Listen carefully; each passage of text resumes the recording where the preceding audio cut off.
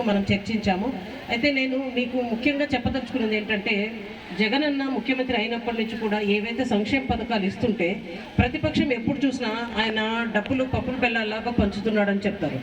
కానీ ఈరోజు మనం ముఖ్యంగా చేయూత అన్న కార్యక్రమం మహిళలను ఉద్దేశించి చేసిన ఒక కార్యక్రమం. మెయిన్గా మహిళలకు ఆర్థిక స్వాతంత్రం ఉండాలా, వాళ్ళ చేతిలో డబ్బులు ఉంటే వాళ్ళు ఏదైనా నిర్ణయం తీసుకునే శక్తి వాళ్ళకు ఉంటుందని జగనన్న ఈ చేయూత అనే కార్యక్రమాన్ని ఇవ్వడం జరిగింది. ఈ కార్యక్రమం ఇది చేయడానికి ముందర మనం గమనిస్తే రాజ్యాంగాన్ని ఆయన డ్రాఫ్ట్ చేసిన చైర్మన్ అన్నమాట. అయితే ఆయన ఏం చెప్పాడంటే, ఒక సమాజంలో అభివృద్ధి అవ్వాలంటే ఆ సమాజంలో మహిళల అభివృద్ధితోనే నేనైతే కొలుస్తానని ఆయన చెప్పాడు.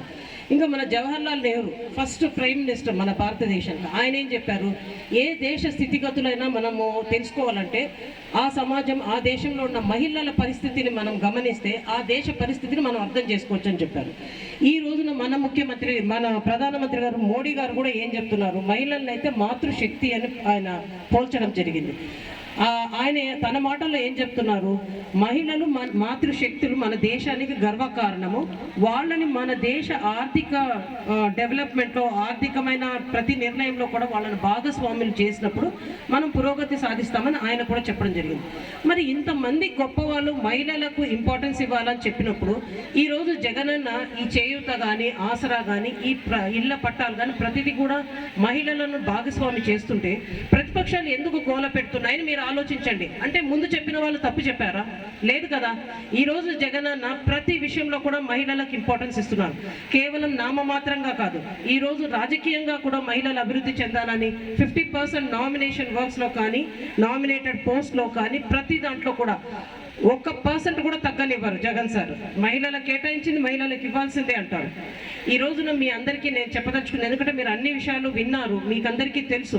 మనం ప్రతి ఇంటికి వెళ్ళినప్పుడు చూసాము, ప్రతి అక్క చెల్లమ్మ ఎంత అభివృద్ధి చెందింది, ఎంత ముందు 19 ముందర మనం ఎలా ఉన్నాం.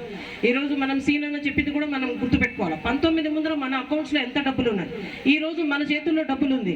మనం పిల్లల చదువుకు కానీ మనం వ్యాపారం చేయాలన్నా ఏ దాంట్లో అయినా మన చేతిలో డబ్బు ఉంటే మనకు ఆర్థిక స్వాతంత్రం ఉంటుంది. అంతే కదమ్మా. మనం ఏదైనా వ్యాపారం చేయాలంటే ఎవరు అడుగుతాం, పుట్టింటోళ్ళను అత్తింటోళ్ళను అడగాల. ఈరోజు మనకు జగనన్న మనకు అండగా ఉండి ఈరోజు ఇచ్చిన ఈ డబ్బులతో ఎంతోమంది అక్క చెల్లెమ్మలు పిల్లల చదువుకు ఉపయోగించుకున్నారు ఈ డబ్బుల్ని.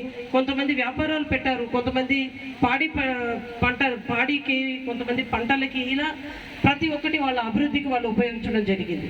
ఇక్కడికి వచ్చిన ప్రతి ఒక్కరిని నేను విన్నవించుకోవడం ఏంటంటే, జగనన్న దాదాపు 2,77,000 కోట్లు మనకు డీబీటీ ద్వారా డైరెక్ట్గా మీ అకౌంట్స్కి ఇచ్చారు డబ్బులంతా.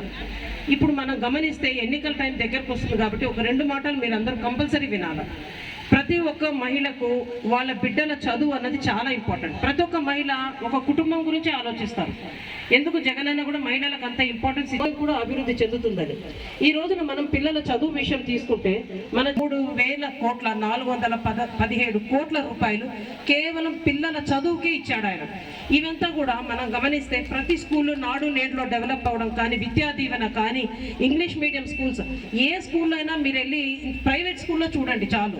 మనము డబ్బులు కట్టి మన పిల్లలు చదివిస్తున్న ప్రైవేట్ స్కూల్స్లో ఫ్లాట్ ప్యానల్ స్క్రీన్స్ లేవు, అక్కడ ఫ్లాట్ ప్యానల్ స్క్రీన్స్ లేవు, బైజూస్ కంటెంట్ ఉండే ల్యాప్టాప్స్ లేవు. మనకు డబ్బులు ఇచ్చి ఎదురుగా మన జగనన్న మన పిల్లల్ని ఆ విధంగా చదివిస్తూ ఉన్నాడు. ఈ విషయం మీరందరూ గమనించాలి. ఒకప్పుడు మన దేశంలోనే కేరళ చాలా అత్యున్నతమైన నాణ్యమైన విద్య ఇవ్వడానికి కేరళ నంబర్ 1.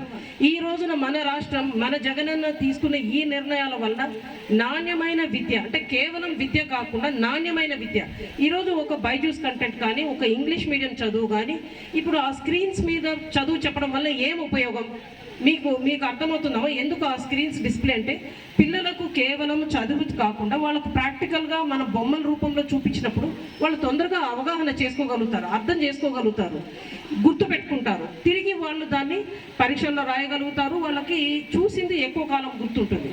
అదే పాతకాలంలో చెప్తారు కదా, మనం 10 సార్లు చదివిన దానికంటే ఒకసారి చూసింది తొందరగా అర్థం చేసుకోగలుగుతాం. ఈ విధంగా మనం తల్లిదండ్రులు ఎస్సీ ఎస్టీ బీసీ మైనారిటీస్ ఎవరైతే పేదరికంలో ఉన్నారో అగ్రవర్ణాల్లో కూడా పేదరికంలో ఉండే వాళ్ళే గవర్నమెంట్ స్కూల్స్లో గవర్నమెంట్ హాస్పిటల్కి వెళ్ళేది. అవునా కాదా? డబ్బులు ఉన్న వాళ్ళది ఏముంది, మంచి మంచి స్కూల్స్కి వెళ్తారు, మంచి మంచి కార్పొరేట్ వైద్యానికి వెళ్తారు. కానీ పేదవాళ్ళకు కూడా కార్పొరేట్ విద్యను కార్పొరేట్ వైద్యాన్ని తీసుకొచ్చిన ఘనత దేశంలోనే మన జగనన్నకే ఉంటుంది. ఈ విషయాన్ని మనం అందరం గమనించాలి. ఎందుకంటే రాష్ట్ర ప్రభుత్వం ఏదైతే విద్యకు వైద్యానికి పెడుతున్న డబ్బులు ఈ దీంట్లో ఏమాత్రం తిరిగి రాష్ట్ర ప్రభుత్వానికి తిరిగి డబ్బులు పోవు. మన పిల్లల కోసం పెట్టే ఖర్చులో తిరిగి రాష్ట్ర ప్రభుత్వానికి ఏమొస్తుంది? ఏమి రాదు. ఈ రోజు ఈ పిల్లలకి నాణ్యమైన విద్య ఇస్తే రేపటి పౌరులుగా వాళ్ళు మన సమాజానికి ఉపయోగపడతారన్నది ఒకటే ఒక కారణం. ఈ విధంగా జగనన్న మన పిల్లల చదువు కోసం ఎంత ఆరాట పడుతున్నారనేది మీరు గమనించండి. అదే గతంలో చూస్తే పాలకులు, ఈ మాట ఎవరు మర్చిపోతే మీరందరూ యూట్యూబ్లో అన్ని స్మార్ట్ ఫోన్స్ ఉన్నాయి, మీరు తిరిగి చూసుకోవచ్చు, నేను చెప్పింది కాదు. గత ప్రభుత్వం వైఖరి ఏమునింది? విద్య ప్రభుత్వం బాధ్యత కాదంట. ఇది ఇంతకుముందు గత ప్రభుత్వం అధినాయకుడు ఆయన మాటలతోనే చెప్పింది, మీరు యూట్యూబ్లో కూడా చూడొచ్చు. ఏ ప్రభుత్వమైనా విద్య మా బాధ్యత కాదంటే ఎక్కడికి పోతారు బీద బిక్కెంత? కానీ ఈరోజు జగనన్న మన పిల్లలకు మనమిచ్చే ఆస్తి విద్య అంటున్నాడు. ఈ ఒక తల్లిదండ్రుల స్థానంలో నిలబడి ఆలోచిస్తున్నాడు ఆయన. వైద్యం గురించి చెప్తే మీరు గమనిస్తే మన పల్లెల్లో అందించే వైద్యం కాడ నుంచి మనము మెడికల్ కాలేజ్ వరకు ప్రతి స్టేజ్లో కూడా ఈరోజు బద్వేల్ లాంటి ఒక మన కమ్యూనిటీ హెల్త్ సెంటర్లో ప్రతి చోట వైద్యులు ఉండేలాగా 58,000 పోస్టులు వైద్యులు కానీ స్టాఫ్ నర్సులు కానీ అందరినీ రిక్రూట్ చేసి ఈ రోజున మనకు నాణ్యమైన వైద్యం అందుతుంది.